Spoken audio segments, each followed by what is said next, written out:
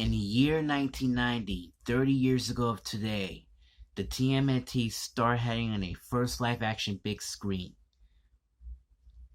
in ages.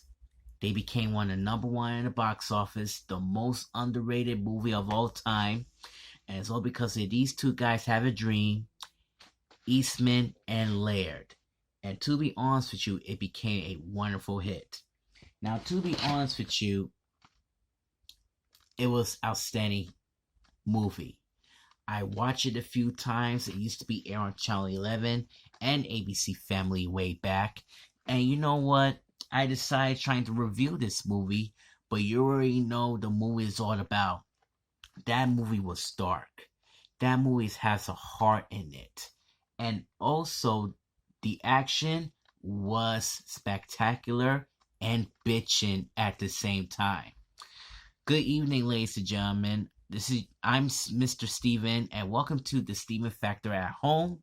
The TMNT week continues, and for the first time, I decided trying to make a comparison about these two movies as well.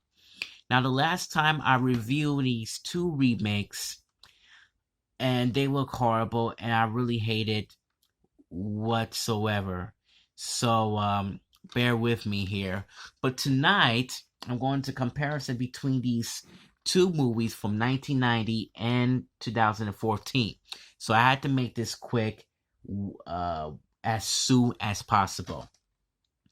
Now let's talk about this 1990. They focusing about the turtles. The movie is all about the turtles and the pet rat sensei, Master Splinter, talking about the art and invisibility. April O'Neil is a Channel 3 news reporter. She almost Big Mug, but Raphael used his side to break the lights. But also, he also losing his patience as well. He went to the Central Park, met Casey Jones. Wonderful chemistry, these guys, because I love these two allies trying to get along with each other as well. The 2014 version is about more Megan Fox with less turtles. More turtles, less April. More Megan Fox, less turtles. More turtles, less April. More Megan Fox, less turtles. So you usually see these two comparisons, which is really pisses me off. Now let's talking about the background. The turtles live in the sewers, and Master Splinter just is finally went to, for the first time he went to America. After Hamato Yoshi died, he decided trying to get a revenge by Hiroku Saki, also known as the Shredder. Then, also, he found these four turtles living, trapping in the chemical ooze. So they've been mutated. That's right, Master Splinter told April a true story about where all began during the origin years. But the year in 2014, it's been revealed that April have her pets. She have her pet turtles named after the Renaissance, and the pet rat is in the lab, and that origin is completely done. Master Splinter told Megan Fox to thank you, and was completely stinks at the same time. Master Splinter read the Renaissance and how to use Jinsensu, which is made in Japanese, but he read the book, he read in the Italian Renaissance, and trained them as well. So, this one got my vote. Master Shredder. Master Shredder lives in the Eastman and Laird's den with, all dozens of teenager orphans. And the Foot Clan decide to fight the battle of the against the odds. It feels like you're in a warehouse. He wants to know where all these creatures coming from, especially the pet rat as well. But remember, when Raphael saved April, the Foot Clan just trying to follow them to see who they really are and what they doing here whatsoever. So meanwhile, when he came back from the apartment, the Foot Clan decided to kidnap Master Splinter, and he's been trapping for real.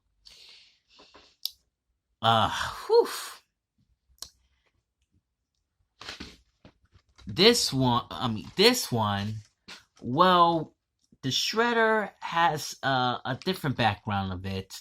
Lives in the Eric Sachs mansion, and his face is covered up, and you already see a little face a little bit, see with his ugly face with the bald head itself, and you have Karai, which is Shredder's daughter. But during the 2014, Shredder doesn't have no name whatsoever, just Shredder only.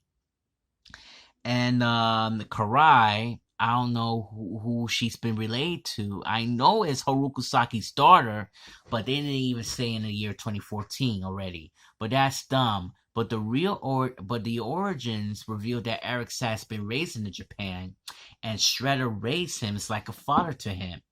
And he's trying to do that, he says, trying to make a new robotic transformer Shredder. And it looks like a Shredder Scissorhands, to be honest with you. But Haruka Saki's been living in Japan. He and Homato used to be friends back then. Homato had his parent named Splinter, and Homato fought someone with Tai Shan, where Haruka Saki's getting jealous about, and he sliced him apart. Splinter's trying to scratch his face, and he escaped, and slice in the ear too. So that's even better. The fight scenes were great. The 1990 were great as well, with Casey Jones and the Turtles. Abel's trying to help them escape and send them to the old barn. But it's been revealed that when April told them that she told to Eric Sachs, and it's been revealed that that's her pets back in 1999, and Master Splinter just find out that was the one of the biggest fear to trying to warn April that Eric Sachs teams up with Shredder, and he destroyed the Turtles and Splinter himself. Then the Shredder says, for years I've been waiting for this, etc., etc. I don't know what they talking about. I think Splinter and Shredder are haven't even met yet in the year in 2014. But like I said, the background doesn't make any sense whatsoever in the year in 2014. So that was completely dumb and stupid at the same time. What else? Yes, that's a different comparison as well. Meanwhile, they've been back to New York. Dan's trying to help Casey to rescue Splinter. The four Turtles trying to battle it out, all the Foot Clan. And meanwhile, during the 2014, the Turtles decide to track Shredder down and to use the portal with the mutant ooze as soon as possible. They fight the Shredder bit by bit by bit by the second time. And yes, they're completely on steroids, to be honest with you. But during the 1990 version, I like the action way much better because they're turtles wearing their suits, they're Muppets as well from the Jim Henson's Creature Shop. They trying to fight with the Foot Clan and Shredder at the same time. That's one of the biggest action scene that I really like. But 2014 scene, it's completely stupid that I really don't like. The last scene is this Master Splinter trying to destroy Shredder once and for all, and he's been killed in a garbage truck into pieces, but he's alive and well. But 2014 version is that Megan Fox decided to help destroy Shredder because that's her pets, and that's dumb as well too. So what we have, the Megan Fox show. But the original April back in 1990 was Judith Hawk, and let me tell you something, that woman is a fox. But there's only one problem. She used to appear on the Teenage Mutant Ninja Turtles Out of the Shadows on the sequel. But it's been revealed that, get this, she didn't make the cut. That's number one. And number two, that DVD doesn't have no bonus features. So, where we going to see the original April on the Out of the Shadows? YouTube. You know Nickelodeon lied to us in this stupid remake. But you know what? Screw this. The winner is the original of the Teenage Mutant Ninja Turtles. If you're going to get this DVD, I'm taking advantage of you because this price costs $3.99. with tax. Shipping and handling $434.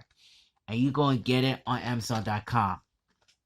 So that was a comparison from 1990 to this in the year 2014. Now, next time I'm going to prepare the sequel of The Ooze and Out of the Shadows. And to be honest with you, this is going to be much tougher this time on the Demon Factor at home. But for now, todo para la familia. Good night. Turtle power.